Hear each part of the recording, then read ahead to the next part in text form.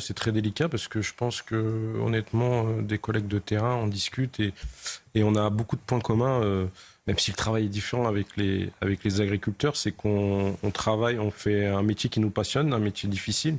Donc on se reconnaît un peu en eux. On a toujours eu, enfin, notre organisation syndicale, un positionnement où, oui, bien sûr, on essaie d'aller le moins possible au contact et notre but sur chaque blocage, c'était et c'est toujours de protéger en priorité les manifestants, les agriculteurs qui participent à ces blocages. Donc c'est très délicat et puis vous n'avez pas affaire à des délinquants sur le terrain en fait.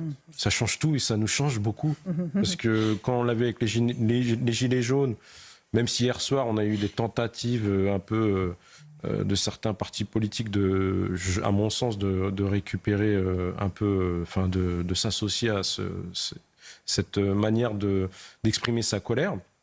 On reste quand même on n'est pas face à des délinquants.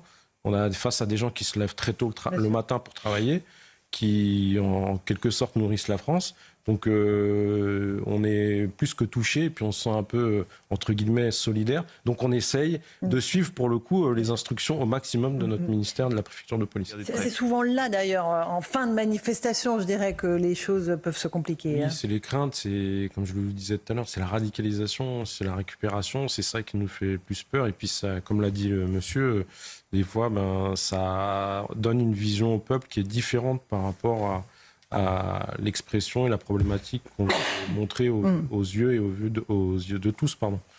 Donc oui, on a nous aussi en région parisienne, on a cette crainte-là. Donc on a toujours nos dispositifs et nos collègues, que ce soit de la direction de l'ordre public, la circulation ou les collègues de l'agglomération parisienne qui sont sur le qui-vive au cas où, voilà.